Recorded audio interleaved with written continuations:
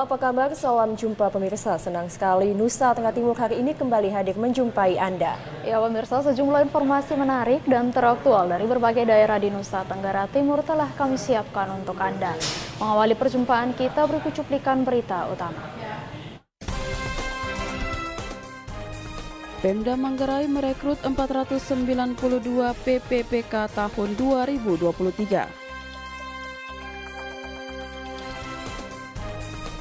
8 orang terduga pelaku kekerasan penganiayaan terhadap seorang polisi dibekuk tim Buser.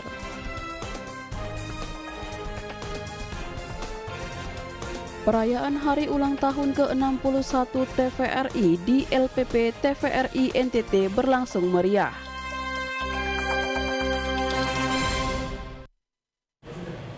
Ya pemirsa, 3 cuplikan berita utama tadi yang akan merangkai dengan sejumlah informasi menarik lainnya. Bersama saya, Komang Astri. Dan saya, Rambunit Bani. Inilah Nusa Tenggara Timur hari ini selengkapnya untuk Anda.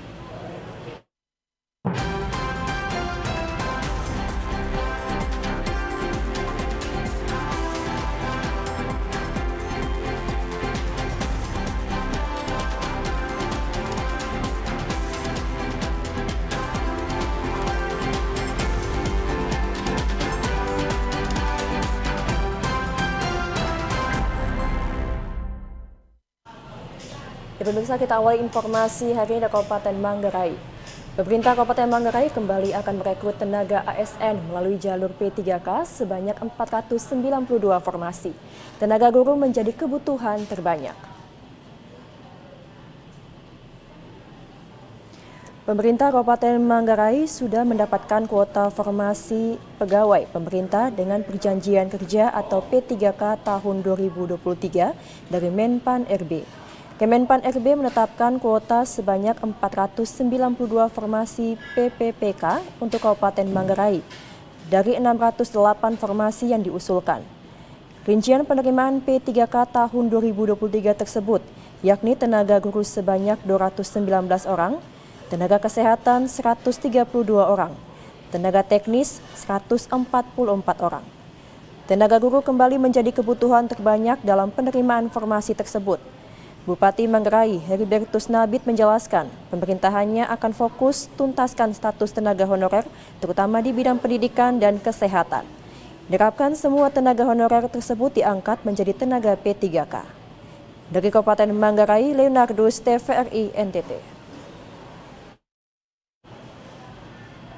Ya pemirsa, DPRD bersama pemerintah Kabupaten Lembata saat ini sedang membahas anggaran APBD tahun 2023. Anggaran perubahan ini diharapkan bisa melunasi utang-utang proyek swadaya kelompok masyarakat.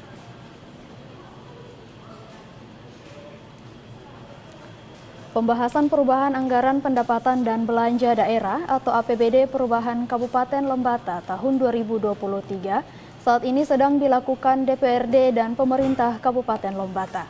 Berbagai usulan pun diajukan di dalam penetapan perubahan APBD tahun anggaran 2023 ini.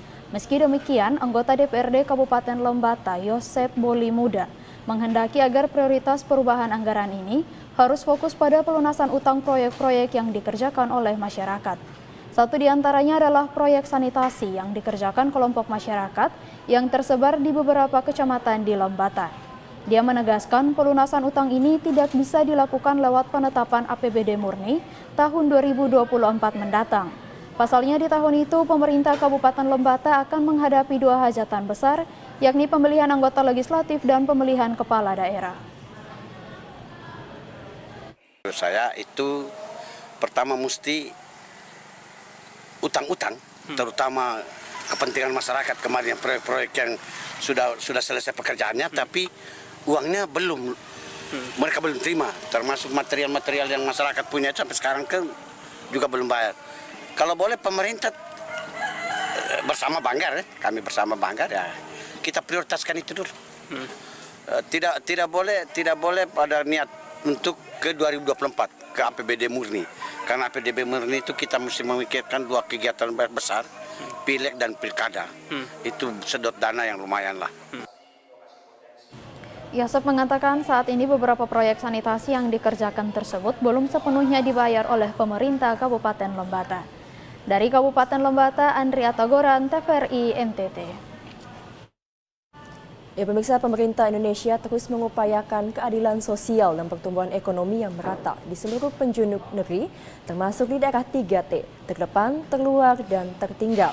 Salah satunya melalui program kebijakan BBM Satu Harga yang bertujuan agar masyarakat terpencil di luar Pulau Jawa dapat menikmati harga bahan bakar minyak yang sama dengan Pulau Jawa.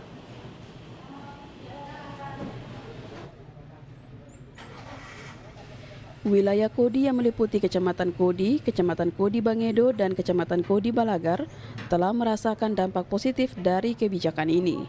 Masyarakat di wilayah tersebut selama bertahun-tahun menghadapi kesulitan dalam memperoleh bahan bakar minyak karena jarak yang jauh dari wilayah Kodi ke Wetabula, tempat di mana bahan bakar minyak tersedia. Akibatnya, harga bahan bakar minyak dijual dengan harga mahal oleh pengecer di wilayah Kodi. Namun perjuangan masyarakat wilayah Kodi tidak sia-sia. Dengan kehadiran stasiun pengisian bahan bakar umum SPBU di wilayah Bondo Kodi, kini warga mendapatkan kemudahan dalam mendapatkan bahan bakar minyak dengan harga yang terjangkau. Tarsisius Taritara, warga dari Kampung Waimete, Desa Leteloko, Kecamatan Kodi Bangedo mengatakan, keberadaan SPBU di wilayah tersebut sangat membantu masyarakat. Ia mengungkapkan bahwa SPBU tersebut memungkinkan warga untuk lebih mudah mengantarkan anak-anak ke sekolah dan pasien ke rumah sakit. Dulu menurutnya ketika SPBU belum ada, banyak pasien yang kesulitan untuk diantar ke rumah sakit di kota Wetabula karena ketiadaan bahan bakar minyak di wilayah Kodi. Saat ini harga bahan bakar minyak yang kini berlaku di SPBU Bondo Kodi, solar dijual dengan harga Rp6.800, deslater dijual dengan harga Rp13.950,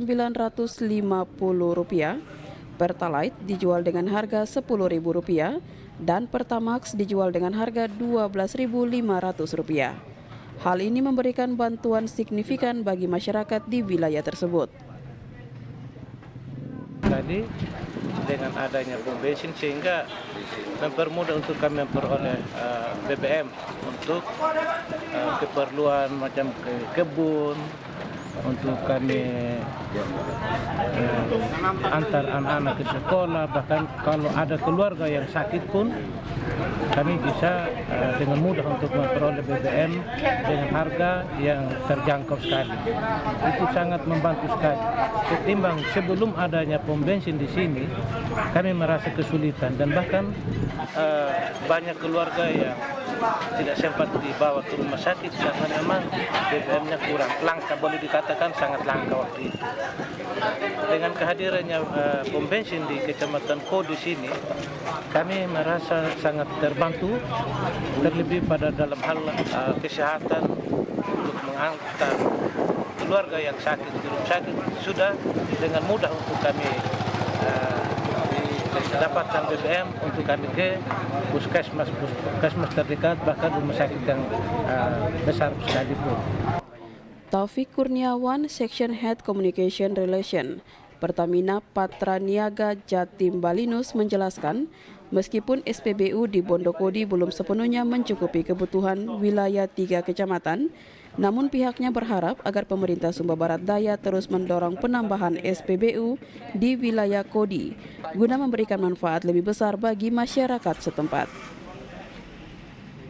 Melihat aktivitas untuk di SPBU BBM Satu Harga, di mana BBM Satu Harga itu memang menjangkau wilayah yang tertinggal yang termasuk dalam kategori 3T.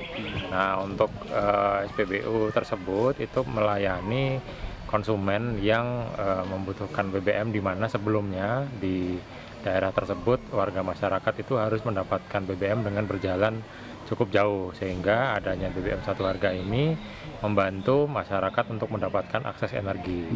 Nah, harapannya sekarang kan kalau di Sumba itu baru ada 10 SPBU reguler dan 6 SPBU BBM Satu Harga, dan memang karena kondisi daerahnya termasuk dalam daerah 3T, maka pemerintah bersama dengan Pertamina membangun SPBU BBM Satu Harga di situ, bertujuan untuk menekan harganya supaya masyarakat bisa merasakan harga yang sama seperti harga di kota. Dari Kabupaten Sumba Barat Daya, Freddy Ladi, TVRI NTT. Ya, kita ke informasi lainnya pemirsa. Puskesmas Uitau, Kecamatan Semau, segera menyalurkan pemberian makanan tambahan atau PMT berbasis pangan lokal bagi anak stunting di Kecamatan Semau.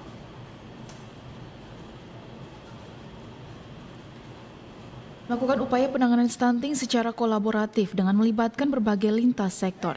Puskesmas Uitau juga melakukan berbagai upaya untuk penanganan stunting. Salah satunya adalah pemberian makanan tambahan berbasis pangan lokal. Terkait hal tersebut, Puskesmas Uitau segera menyalurkan PMT berbasis pangan lokal stunting tersebut bagi anak stunting di Kecamatan Semau dengan sumber anggaran dari Dana Bantuan Operasional Kesehatan atau BOK.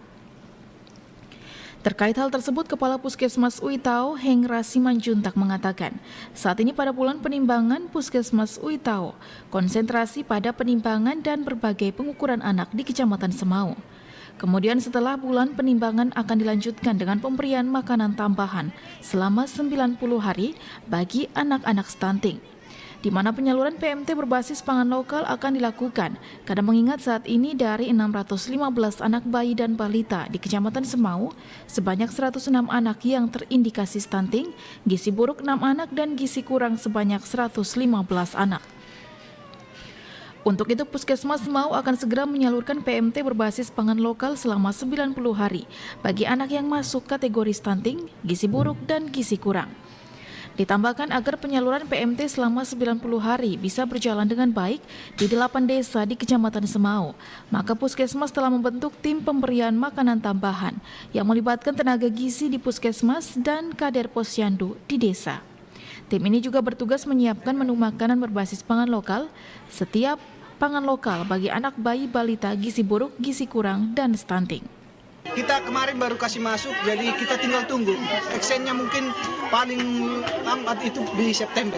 Nah, jadi kita itu dalam sistem pemberian makanan lokal sesuai dengan yang kita sudah anggarkan di dana BOK itu, yaitu nanti berbahan basis bahan pangan lokal yang ada di daerah kita sini. Diharapkan PMT berbasis pangan lokal tersebut segera disalurkan agar anak bayi balita gizi kurang, gizi buruk, dan stunting di Kecamatan Semau bisa ditangani dengan baik.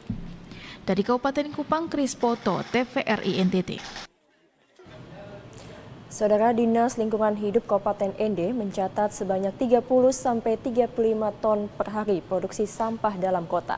Sampah ini kebanyakan dari sampah rumah tangga. Kabupaten ND merupakan salah satu kabupaten yang tergolong produksi sampah terbanyak di Nusa Tenggara Timur.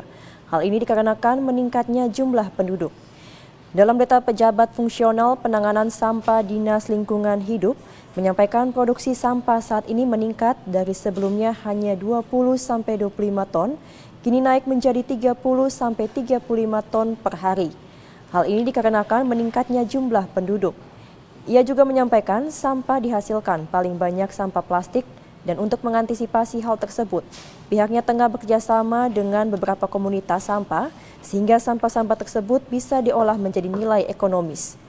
Ia juga menambahkan saat ini pihaknya menyiapkan 7 armada untuk mengangkut sampah dan 40 orang tenaga pengangkut.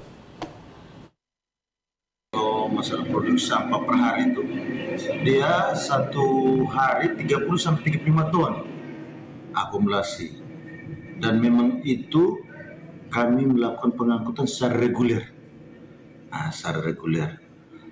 dan kemarin pernah ada sedikit hambatan, terjadi sedikit namanya pemogokan di mana upah kerjanya mereka belum dibayar, tetapi untuk sekarang ini upah kerja mereka sudah dibayar dari Januari sampai Mei, dan untuk kelanjutannya akan dibayar Juni sampai Agustus.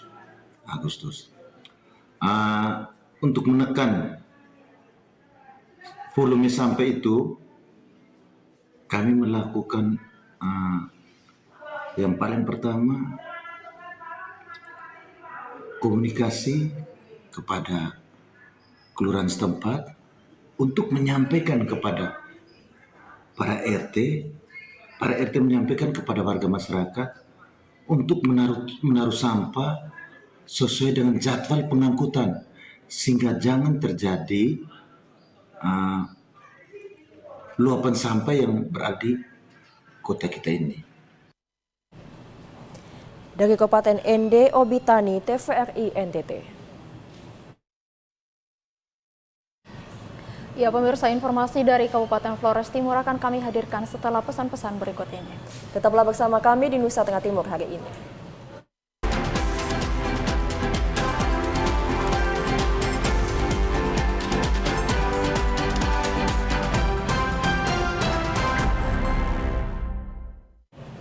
Terima kasih Anda masih menyaksikan Nusa Tenggara Timur hari ini. Ya pemirsa, dari Kabupaten Flores Timur, 8 orang terduga pelaku kekerasan penganiayaan terhadap seorang anggota Babinkan Timnas wilayah Pospol Solor Selatan berhasil ditangkap tim Buser Flores Timur.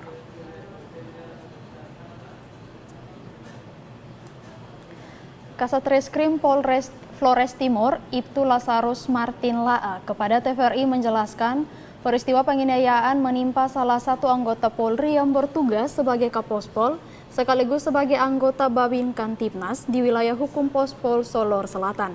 Ia dianiaya oleh gerombol anak muda di Desa Lomanu, Kecamatan Solor Selatan. Aksi penganiayaan ini terjadi pada Selasa 22 Agustus 2023 sekitar pukul 21 waktu setempat bertepatan dengan Pesta Sambut Baru. Awalnya anggota Babinkan Timnas sedang menjalankan tugas monitoring pengamanan dalam wilayah kerjanya. Ia sempat menegur anak-anak yang lagi pesta miras di pinggir jalan. Teguran ini rupanya tak diterima oleh salah satu pelaku sehingga mengadukan hal ini kepada saudaranya. Aksi pengeroyokan dan penganiayaan terhadap anggota Polri ini pun terjadi. Akibatnya korban anggota Polri mengalami luka robek di kepala bagian kiri dan luka lebam akibat benturan benda keras di kepala bagian kanan. Juga terdapat luka lebam lainnya di seputaran wajah korban. Atas aksi ini, akhirnya anggota tim Buser Polres Flotim telah berhasil mengamankan 8 orang terduga pelaku penganiayaan tersebut.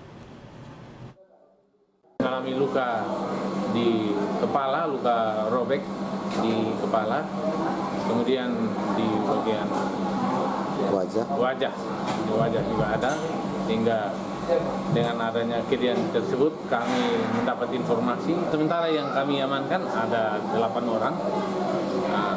Sementara sudah di sini, tetapi belum diambil keterangan. Hari ini akan dilaksanakan pemeriksaan untuk menentukan peran mereka masing-masing itu pada saat melakukan pengeroyokan terhadap korban. Kasatreskrim pun memastikan pihaknya akan terus melakukan pengembangan atas kasus ini, sehingga para pihak yang terlibat pasti akan diamankan dan diintai keterangan dan perannya masing-masing. Dari Flores Timur, Patman Werang, TVRI NTT. Selanjutnya dari Kabupaten Timur Tengah Utara, jajakan Kepolisian Resor Timur Tengah Utara menggelar bakti penghijauan menanam 1.200 anakan pohon dalam rangka mendukung program Polri Lestarikan Negeri Penghijauan Sejak Dini.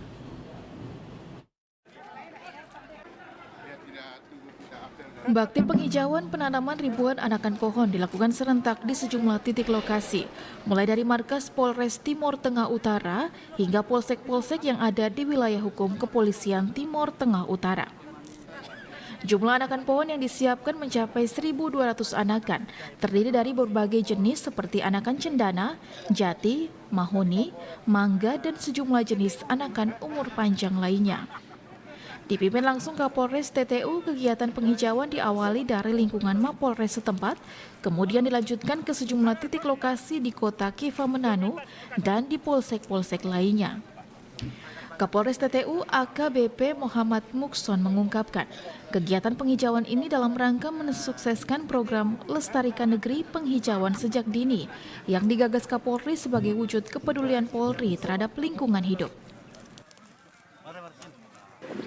Hal ini kita lakukan dalam rangka untuk melestarikan lingkungan supaya hidup kita sehat, terbebas dari polusi, dan mudah-mudahan kedepannya lebih bermanfaat bagi anak cucu kita.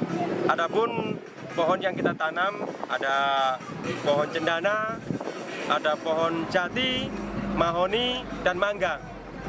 Jadi tanaman itu kurang lebih kita tanam sebanyak 1.200 pohon yang ada tersebar di Polres Timur Tengah Utara dan 8 polsek jajaran. Bagaimana proses perawatannya nanti sampai ke sana nanti? Ya, saya sudah sampaikan bahwa kegiatan ini dilaksanakan secara masif, tidak hanya menanam tapi juga merawat. Setiap anggota berkewajiban setiap hari wajib untuk mengecek tanamannya dengan memberikan pupuk kalau ada pupuk dan juga memberikan air supaya pohon kita bisa hidup. Kapolres menambahkan kegiatan penghijauan yang dilakukan masih akan berlanjut. Pihaknya tengah mengupayakan penambahan anakan pohon untuk kembali ditanam pada lokasi-lokasi lain yang ada di Kota Keva Manado dan kecamatan yang ada. Diharapkan kegiatan ini dapat memicu dan menumbuhkan kesadaran masyarakat mencintai lingkungan, sebab aksi penghijauan sejak dini memiliki banyak manfaat bagi kehidupan, seperti mengurangi ancaman pemanasan global, perbanyak produksi oksigen, dan sekaligus mengurangi kadar polusi udara. Dari Kabupaten Timur Tengah Utara, Joseph Praso, TVRI NTT. Kepolisian Resor Lembata menggandeng Gereja Paroki Santa Maria Ratu Damai Minggar beserta anak-anak sekolah dasar untuk menanam 500 anakan pohon di Desa Pasir Putih sebagai upaya untuk meminimalisir dampak pemanasan global. Ratusan anak-anak sekolah dasar di Desa Pasir Putih, Kecamatan Nagawutung, bersama anggota Kepolisian Resort Lembata tampak antusias menanam 500 anakan pohon di pesisir pantai desa. Kegiatan ini merupakan bagian dari aksi tanam pohon serempak di seluruh Indonesia yang diselenggarakan Kepolisian Republik Indonesia pada Rabu 23 Agustus 2023. Anak-anak ikut menggali tanah dan menanam bibit pohon beringin Afrika yang telah disediakan. Kapolres Lembata AKBP Josephine Vivik Cangkung menjelaskan, aksi ini melibatkan pihak Gereja Paroki Santa Maria Ratu Damai Minggar, juga siswa-siswi sekolah dasar di desa tersebut. Selain menjadi solusi alami inovatif menjaga lingkungan dan mengurangi dampak pemanasan global, aksi ini juga diharapkan bisa memberikan pelajaran bagi anak-anak sekolah dasar tentang pentingnya menjaga lingkungan hidup sejak dini. Sekali mereka sangat senang, mereka sangat happy, dan dari aura wajah mereka saat mereka menggali tanah lalu membuka bibit anakan bungkusannya itu sangat terlihat sangat ceria, dan ini membuktikan bahwa ada kecintaan yang terdalam di dalam hati mereka untuk menanam tanaman-tanaman hijau, apalagi tanaman-tanaman ini untuk membantu kelestarian alam dan untuk kelestarian bumi kita tercinta.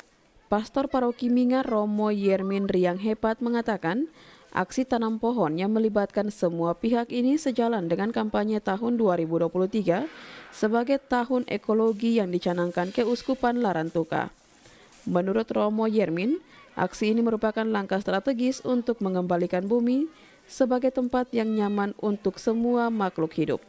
Sesungguhnya itu sudah menjadi bagian dukung yang sangat berarti untuk menggerakkan semua pihak untuk terlibat dalam penanaman ini. Karena memang tahun ini juga menjadi tahun ekologi yang dicanangkan oleh Keuskupan. Jadi saya rasa ini hal yang sangat tepat, aksi yang cukup bagus untuk kita gerakan dengan berbagai macam pihak ini supaya lebih mencintai lingkungan dari waktu ke waktu dan juga merawatnya, karena memang lingkungan yang memberikan kita hidup ya. Mengusung tema Polri Lestarikan Negeri Penghijauan Sejak Dini, aksi tanam pohon ini juga melibatkan pihak TNI dan Pemda Lembata. Selain di Minggar, aksi ini juga dilakukan serempak di semua polsek di Kabupaten Lembata dengan total 1.000 anakan pohon. Dari Kabupaten Lembata, Andri Atagoran, TVRI NTT. Ya pemirsa, selain bencana kekeringan dan kebakaran, Pulau Sumba juga rawan akan bencana gempa bumi dan tsunami. Mengantisipasi bencana yang akan terjadi di masa yang akan datang, BMKG Stasiun Sumba Timur melaksanakan sekolah lapang gempa bumi dan tsunami di Kabupaten Sumba Barat Daya.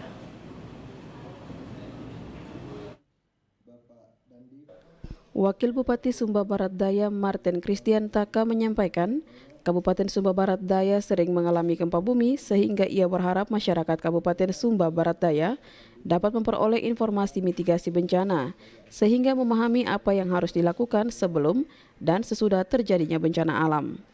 Menurutnya tidak heran dengan tingginya aktivitas gempa bumi pada tahun 1977 telah terjadi bencana tsunami di Pulau Sumba yang membawa duka mendalam bagi segenap warga di wilayah ini.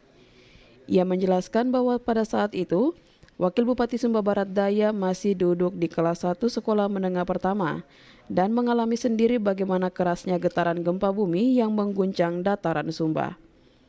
Karena itu Christian Taka menghimbau agar potensi bencana tidak disikapi dengan rasa takut yang berlebihan, namun dijadikan pelajaran berharga untuk meningkatkan kewaspadaan guna mengurangi risiko bencana yang ditimbulkan. Wakil Bupati Sumba Barat Daya Martin Christian Taka mengatakan, pemerintah dan masyarakat Sumba Barat Daya sangat beruntung karena mendapat perhatian dari pemerintah pusat dengan digelarnya Sekolah Lapangan Gempa Bumi dan Tsunami tahun 2023 oleh BMKG. Ia berharap seluruh komponen masyarakat paham dan mampu melakukan penyelamatan diri dari bencana gempa bumi dan tsunami sehingga bisa meminimalisir risiko korban jiwa maupun material. Wakil Bupati juga meminta pihak media agar tidak hanya memberikan informasi pasca bencana, tetapi juga informasi sebelum timbulnya bencana sebagai langkah dalam upaya mitigasi. Menurutnya media harus mampu memberikan edukasi kepada masyarakat untuk pintar tanggap bencana. Pemerintah berkewajiban pertama adalah memberikan pemahaman kepada sejumlah elemen yang ikut bertanggung jawab dengan keberadaan di daerah untuk memahami yang namanya bagaimana mempersiapkan diri atau persiapan-persiapan dini dalam menghadapi itu bencana. Sementara itu, Kepala Balai Besar MKG Wilayah 3 Cahyo Nugroho menjelaskan saat ini sedang terjadi cuaca dingin di berbagai wilayah akibat apelion. Analisa Badan Meteorologi, Klimatologi, dan Geofisika menegaskan bahwa fenomena apelion adalah fenomena astronomis yang terjadi setahun sekali pada kisaran bulan Agustus. Fenomena suhu udara dingin menurut Cahyo Nugroho sebetulnya merupakan fenomena alamiah yang umum terjadi di bulan-bulan puncak musim kemarau. Saat ini wilayah Nusa Tenggara Timur berada pada musim kemarau. Periode ini ditandai dengan pergerakan angin dari arah timur tenggara yang berasal dari benua Australia. Kemudian pada bulan Juli, wilayah Australia berada dalam periode musim dingin. Adanya pola tekanan udara yang relatif tinggi di Australia menyebabkan pergerakan massa udara dari Australia menuju Indonesia atau dikenal dengan istilah monson dingin Australia yang bertiup menuju wilayah Indonesia melewati perairan Samudra Indonesia yang memiliki suhu permukaan laut yang relatif lebih dingin. Ini mengakibatkan suhu di beberapa wilayah di Indonesia, terutama bagian selatan Katulistiwa, Pulau Jawa, Bali, dan Nusa Tenggara terasa lebih dingin. Panas kali ini dipengaruhi oleh fenomena El Nino moderat, jadi kondisinya memang curah hujannya dingin sekali. Kemudian terkait hawa dingin yang muncul di Kabupaten Sumba Barat Daya ini, hawa dingin ini tidak hanya muncul di Kabupaten Sumba Barat Daya, tetapi muncul hampir di pesisir selatan mulai dari Bali ke timur. Ini merupakan akibat dari terjadinya pergeseran perubahan angin timuran yang dari Australia, di mana pada saat beberapa bulan yang lalu sampai dengan hari ini Australia dalam kondisi musim dingin. Dari Kabupaten Sumba Barat Daya, Freddy Ladi, TVRI NTT. Sejumlah petani di Kabupaten Belo dilatih untuk memanfaatkan dan mengolah lahan kering dengan menggunakan sistem pertanian cerdas iklim. Sistem ini memiliki ketahanan terhadap iklim, murah dan berdaya guna bagi petani. Inilah hamparan salah satu lahan milik warga di Desa Umalaran, Kecamatan Tasifeto Timur, Kabupaten Belo, yang diolah menggunakan sistem pertanian cerdas iklim. Lahan seluas hampir setengah hektar ini dipenuhi ratusan tanaman hortikultura seperti terong, cabai, dan jagung yang ditanam dengan sistem olah lubang. Dengan pola pertanian bisa beradaptasi dengan semua iklim hujan maupun kemarau musim panjang. Petani diajarkan tentang pengolahan tanah, pemupukan serta pengendalian hama berbasis bahan organik tanpa menggunakan bahan kimia apapun demi menjaga kelestarian alam. Sistem pertanian ini mulai dikenalkan bagi warga sejak 6 bulan terakhir. Program ini menitik beratkan pada pengetahuan masyarakat untuk mengolah lahan dengan menggunakan bahan organik dengan pola olah lubang yang dapat bertahan hingga 4 tahun. Pertanian cerdas iklim ini dapat menjadi lahan percontohan bagi para petani di Kabupaten Belo. Awal mulai kita mulai pelatihan pupuk kompos. Sampai selesai baru kita mulai gali. Dia punya lubang. Habis itu baru kita kasih masuk pupuk kompos di lubang. Setelah itu kita bibit. Habis itu baru kita tanam. Sesudah tanam baru kita mulai siram pakai ember, kita siram karena ini kan daerah kering, bukan macam di kali, pinggir kali kan pakai motor air supaya ini kan tidak, ini kan daerah kering karena kita air tadahan ya. Tadahan kita isi airnya dari sana, dari bendungan sana, baru kita isi di terpal, baru kita siram seperti kita siram ini. Sebenarnya ini program untuk mendukung pertanian cerdas iklim. Kenapa dibilang cerdas iklim? Karena dia bisa beradaptasi di semua iklim sebenarnya ini, metode ini. Dia bisa beradaptasi untuk nanti kemarau yang panjang, dia bisa beradaptasi pada misalnya nanti musim hujan yang panjang. Makanya kami disebut pertanian cerdas iklim. Kemudian yang sebenarnya yang kita ingin masyarakat tahu di program ini adalah, karena di program kami itu salah satunya adalah pertanian yang cerdas iklim itu bagaimana semua komponen itu menggunakan organik. Mulai dari pupuknya dibuat organik, kemudian untuk penyiraman ini hamanya pun itu harus dengan organik.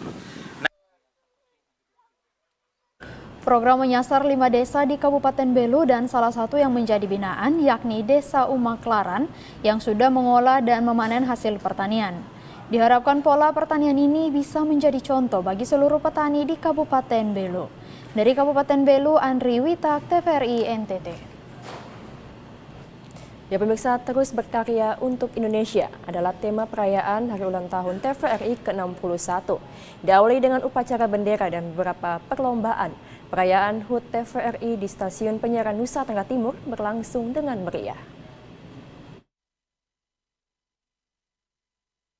Berdiri pada 24 Agustus 1962, sebagai televisi publik, LPP TVRI mempunyai tugas untuk memberikan pelayanan informasi, pendidikan, hiburan yang sehat, kontrol dan perekat sosial, serta melestarikan budaya bangsa untuk kepentingan seluruh lapisan masyarakat melalui penyelenggaraan penyiaran televisi yang menjangkau seluruh wilayah Negara Kesatuan Republik Indonesia.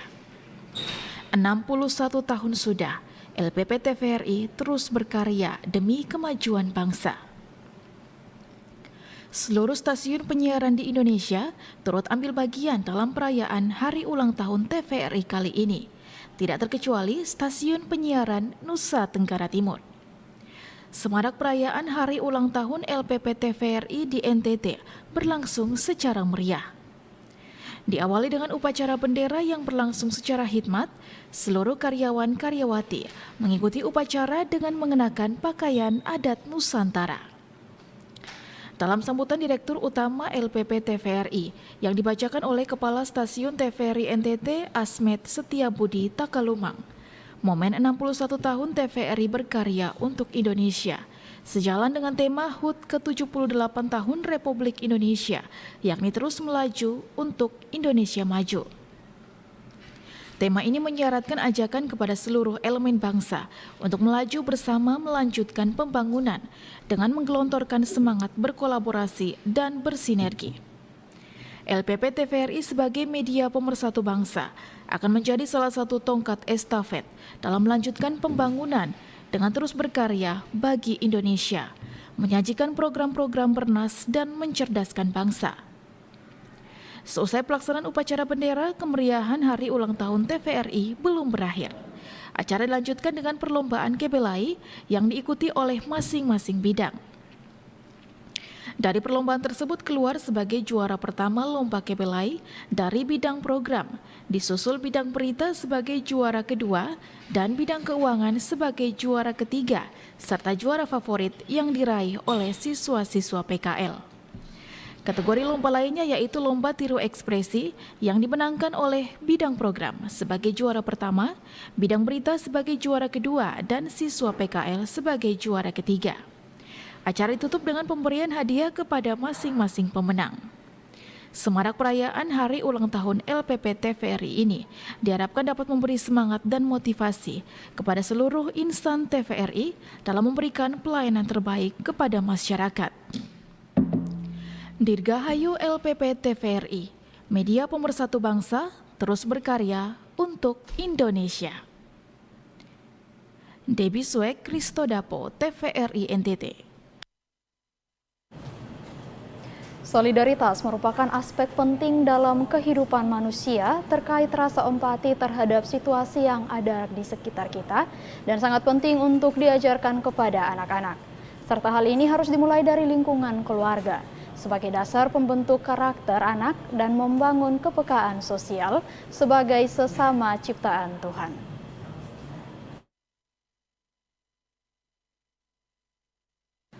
Dalam perayaan pentabisan gereja baru bagi umat Katolik yang bermukim di Langa, Kecamatan Bajawa, terungkap fakta pentingnya membangun solidaritas di antara sesama umat untuk bisa hidup rukun serta mampu memiliki kepekaan sosial bagi sesama yang membutuhkan pertolongan tanpa melihat suku, bangsa maupun agama.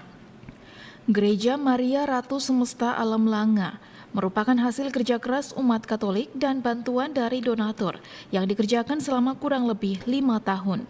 Kini diberkati dan diresmikan oleh Uskup Maumere sebagai langkah awal dalam mempersatukan umat dan menumbuh kembangkan nilai kebersamaan serta persatuan sebagai umat Allah yang kudus. Uskup Maumere Monsinyur Ewaldus Martinus Sedu menjelaskan bahwa kehadiran bangunan gereja yang megah hendaknya diimbangi dengan keteguhan umat untuk lebih berbelas kasih kepada sesama, termaksud membangun solidaritas, mulai dari keluarga sehingga anak-anak dibiasakan menjadi pribadi yang mencintai Tuhan, sesama, serta alam ciptaan lainnya. Harapan dan sekaligus pesan bahwa apa yang sudah diwujud nyatakan lewat pembangunan gedung gereja ini itu yang seperti diungkapkan sebagai satu pengungkapan iman harus tetap dijaga, dirawat, teristimewa mulai dari keluarga-keluarga, dari rumah sendiri, kemudian dalam komunitas umat basis, lingkungan dan paroki. Hendaknya itu diwujud nyatakan juga dalam sikap solidaritas antar sesama dan sekaligus juga membantu sama saudara yang berkekurangan. Dan kemegahan fisik ini ya dikatakan sebagai satu ungkapan iman, tapi jangan lupa untuk dinyatakan juga dalam keperhatian terhadap sesama, terhadap sesama saudara kita yang berkekurangan.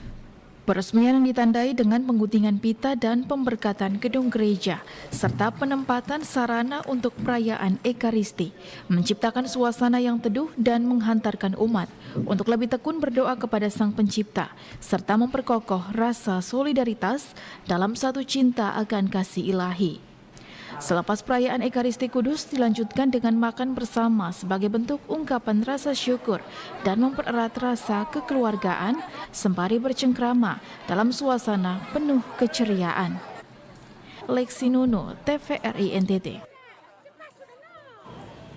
Ya pemirsa, kita beralih ke Kabupaten Kupang. 10 petinju asal Kabupaten Kupang mengikuti kejuaraan daerah kejurda tinju amatir di Kabupaten Malaka yang akan dilaksanakan di Betun pada tanggal 25 Agustus hingga 30 Agustus mendatang. Ke-10 peserta yang diutus terdiri dari 7 putra dan 3 putri dalam berbagai kelas. Kejurda ini menjadi panggung bagi para atlet kalangan muda untuk meraih prestasi di tingkat daerah. Bupati Kupang Korinus Masneno dalam sambutan pelepasan kontingen mengatakan, para petinju hendaknya menjunjung tinggi sportivitas dan meraih prestasi.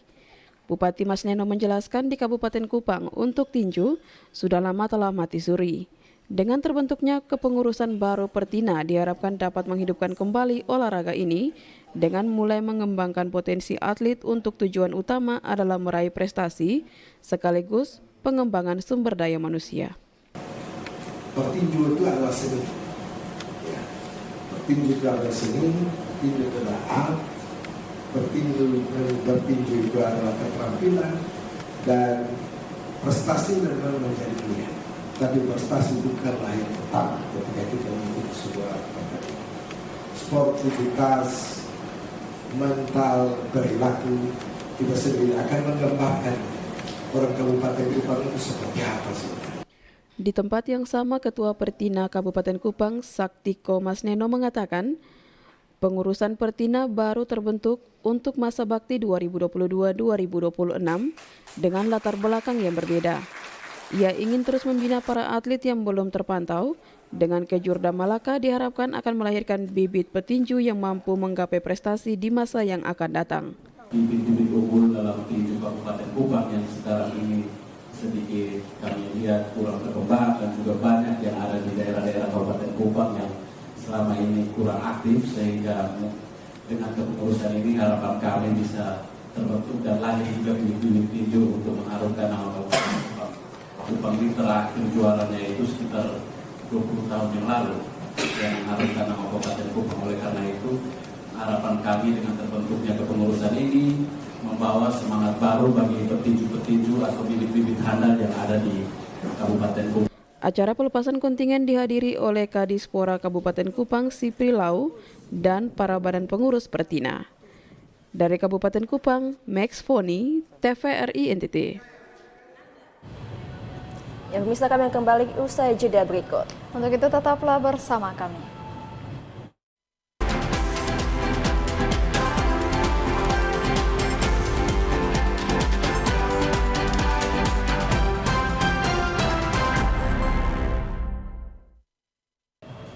Ya, pemirsa, informasi dari Kabupaten Malaka tadi sekaligus mengakhiri perjumpaan kita hari ini.